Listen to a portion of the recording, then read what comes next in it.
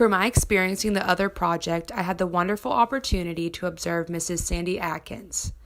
Mrs. Atkins is a second grade teacher at Hillcrest PDS Magnet School.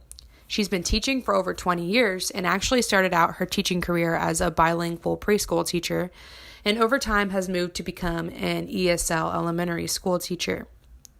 Miss Atkins grew up in Alice in South Texas, but her great-grandparents originally came over from Mexico one night because at the time, the Mexican army was forcing men to leave their families and join the army. So they fled to Texas and have been here ever since.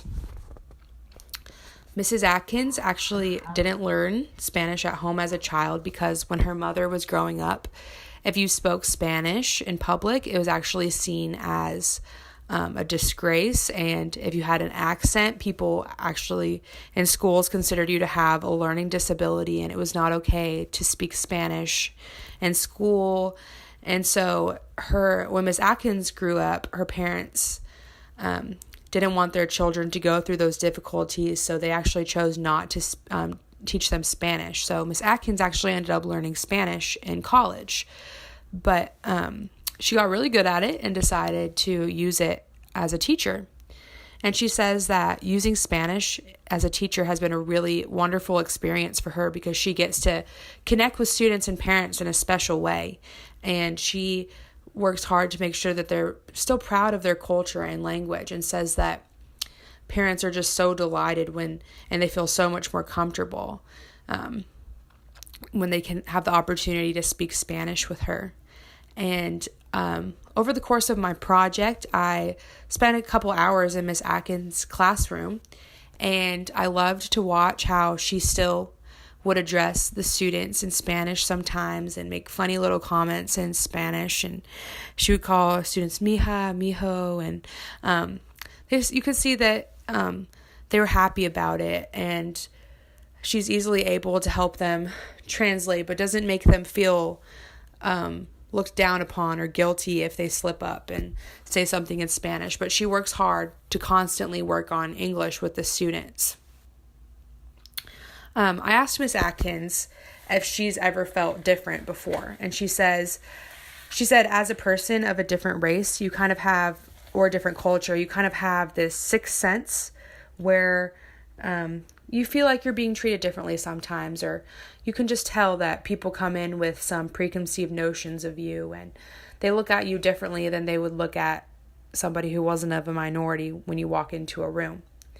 She says that sometimes she's noticed that people of minorities won't get waited on first, or they'll get seated last, and she's experienced that in her life. And actually, she told me one story of here at Ridgewood Country Club one time. She was at a banquet with her husband, and somebody came up and told her that they needed a refill on their drink, and mistaked her for a waitress. And she said she was even dressed up and ready for the banquet, and they still did that to her, and that really stuck with her.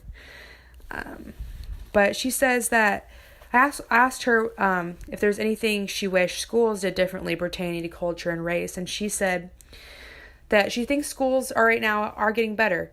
People are more culturally and racially aware. There's still obviously some issues, but she says that she thinks that things are getting better in schools.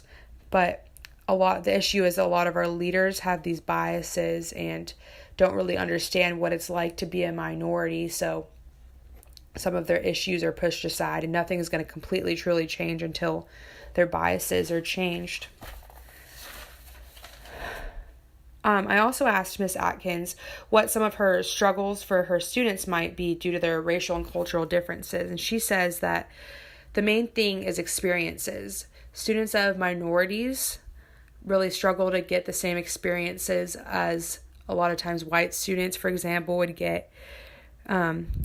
She says for her students, the biggest event of the year will be going to Peter Piper Pizza once a year, when for a lot of students, that's just a normal everyday activity, and they get to go on vacations and go to nice restaurants. But she says that it is getting better since we have so much accessibility due to the internet, but we really need to try to give these students experiences too.